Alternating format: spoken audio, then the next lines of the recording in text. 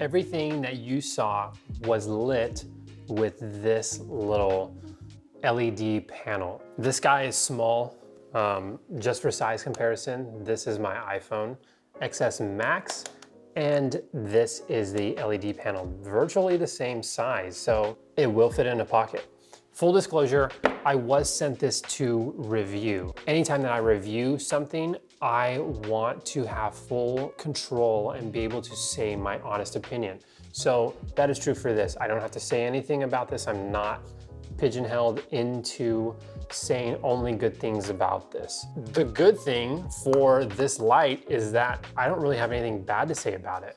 Going into this, I was biased, I will be honest, because I'm not a fan of this type of thing.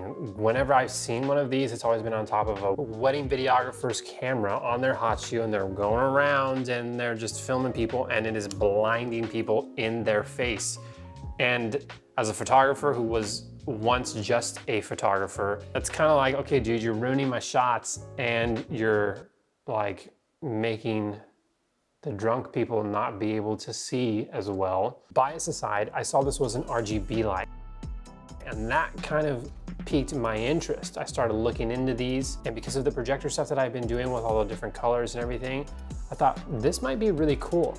Also, for others who maybe aren't advanced or professional photographers, maybe for those who just want to get in and be able to take their phone photos but have a better light source. At some point you realize that lighting is like a really, really big part of the equation for taking good pictures.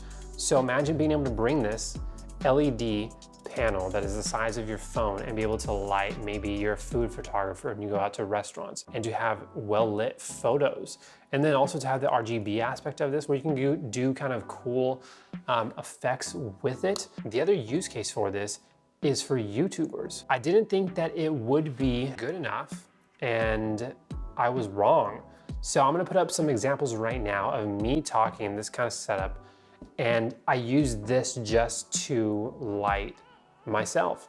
And it's not the huge light that I have right here. And I'll go ahead and show you the difference between these two right now. It's not this, here's a setup, and it's not this ginormous light. This is basically like a Aperture 120D knockoff kind of. It's also using a 60-inch soft lighter, so the light that comes out of this is fantastic. Compared to this little light, obviously they're not gonna be able to compete with each other, but this little light does put out an extraordinary amount of light and can definitely 100% be used for YouTube videos. So just to kind of rattle off the specs of this, it's an RGB light. You can control the Kelvin value, so the white balance, so everything from like super warm to your like nighttime lights that are yellow and warm, all the way up to 10,000 Kelvin, which is technically really, really cool.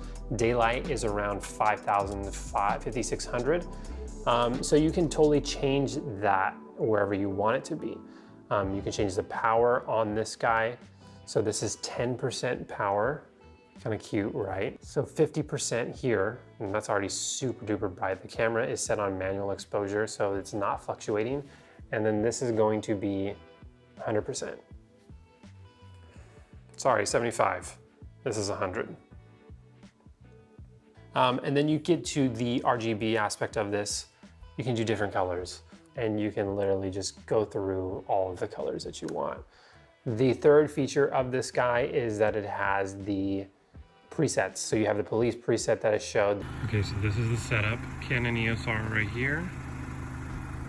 Car. And here is this little mini LED light.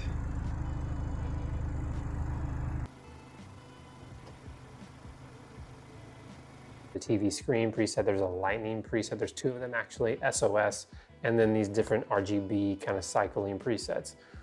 It's just really cool for videographers, for photographers. I mean, the use case for this is endless, really. As far as battery life, it is powered by its own, it says a 32 watt-hour lithium polymer battery.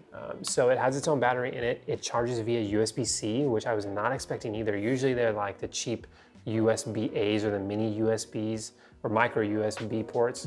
But this is USB-C, which is super nice.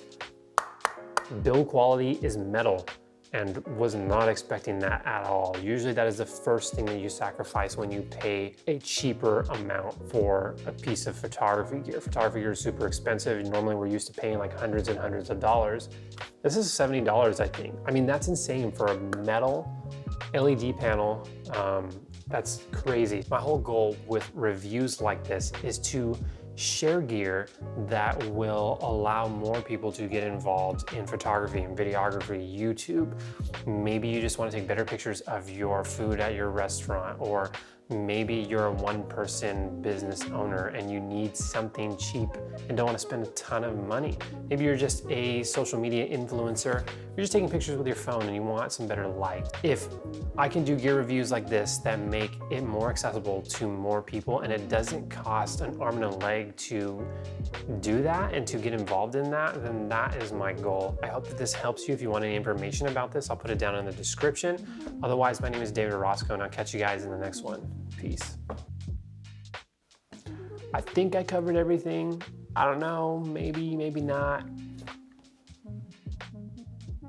That's kind of cool. It's kind of a cool little, there you go. Now I have this cool little blue halo, like I'm an angel or something. That's pretty dang cool.